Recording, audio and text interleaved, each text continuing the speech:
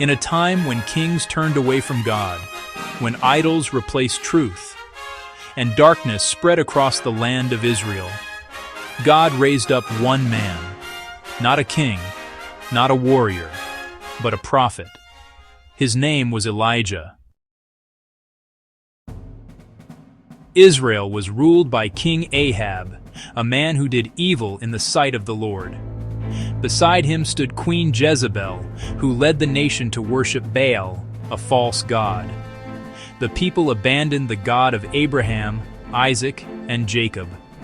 Then, without warning, Elijah appeared.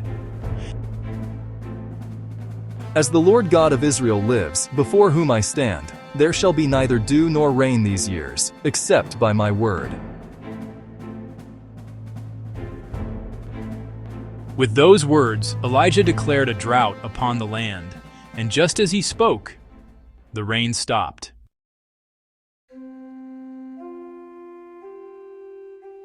God told Elijah to hide by the brook Cherith. There, in the wilderness, the Lord himself became Elijah's provider.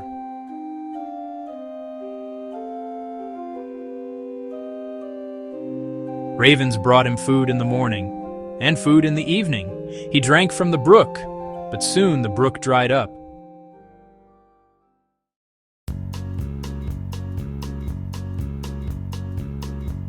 God sent Elijah to a widow in Zarephath, a woman with only a handful of flour and a few drops of oil.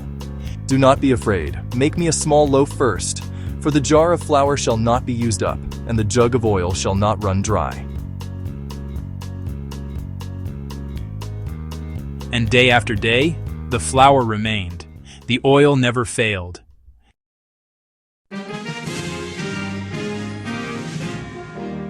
But tragedy struck. The widow's son fell sick and died. O Lord my God, let this child's life return to him.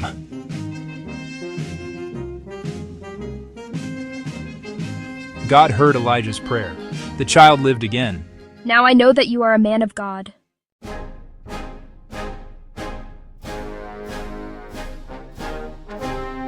Three years later, God sent Elijah back to King Ahab. The drought had devastated the land. Elijah challenged the prophets of Baal, 450 of them. Choose this day whom you will serve, the God who answers by fire. He is God.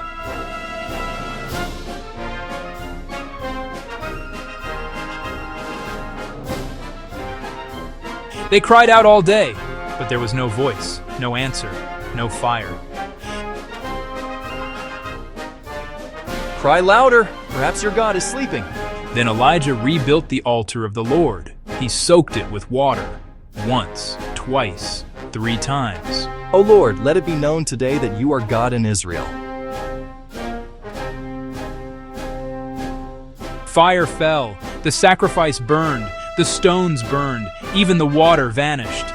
The Lord, He is God. The Lord, He is God. Elijah prayed again, and again, and again. Soon the sky grew dark, the wind rose, and rain poured upon the land. After years of drought, God restored the rain. But Jezebel threatened Elijah's life.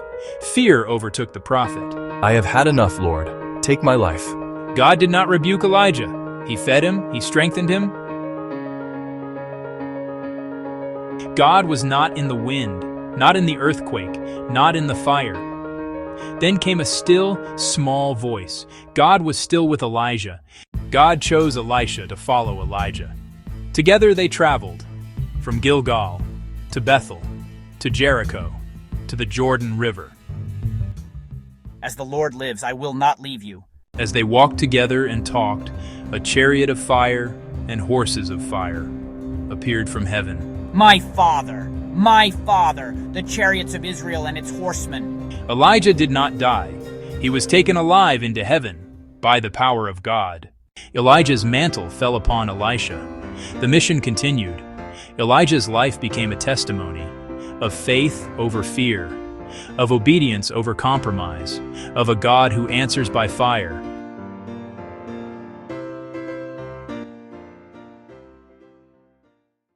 Elijah's story reminds us God still speaks, God still provides, God still reigns, and when God calls, He equips.